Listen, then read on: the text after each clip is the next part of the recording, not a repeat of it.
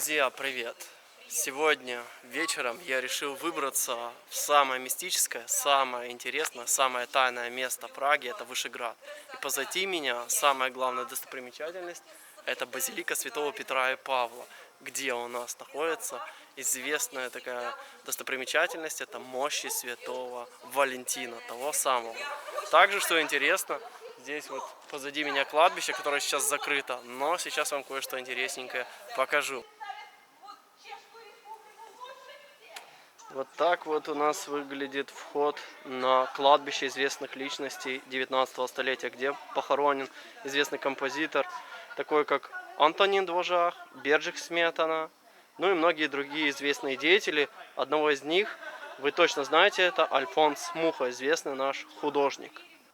Вот оно, тихое, спокойное место. Смотрите на эти шикарнейшие фасады.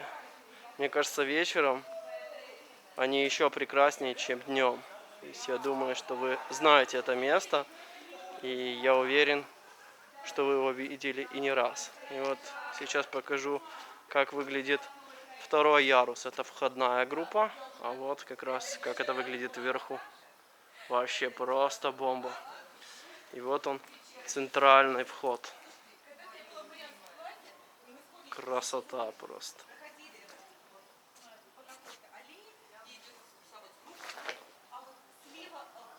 И вот эти аллеи Вышеграда вечером выглядят абсолютно мистическими. Говорят, что и по сей день здесь огромное количество аномальных зон. И одну из таких зон, я думаю, вы знаете. А сейчас пройдем просто к красивым видам на территории Вышеграда.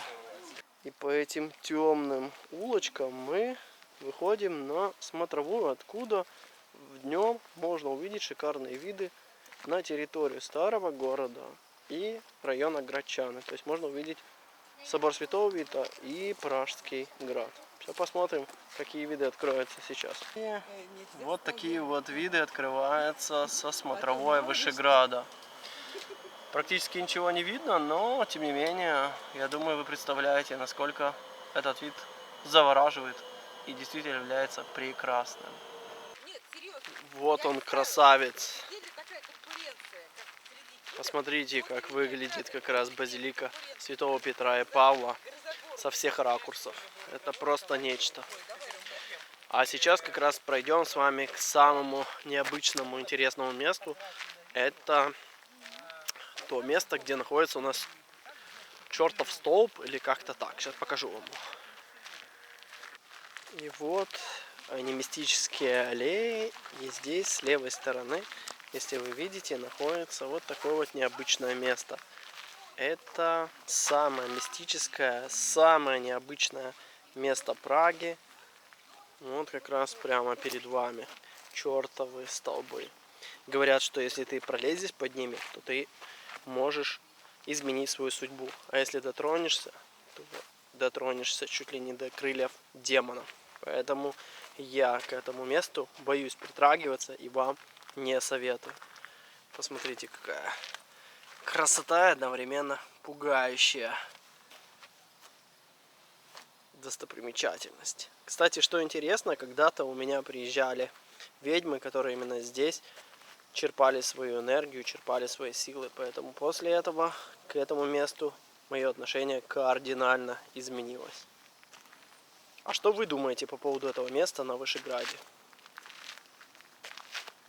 А еще на Вышеграде есть необычная персона, это ворон. И сейчас подойдем, может быть, будет его видно. И если он не спит, я вам его покажу. Вот он, самый старый житель Вышеграда. А, ночью придет. И говорят, есть легенда, что если ты спросишь его что-то, ночью во сне придет ответ. Я хочу стать туристом.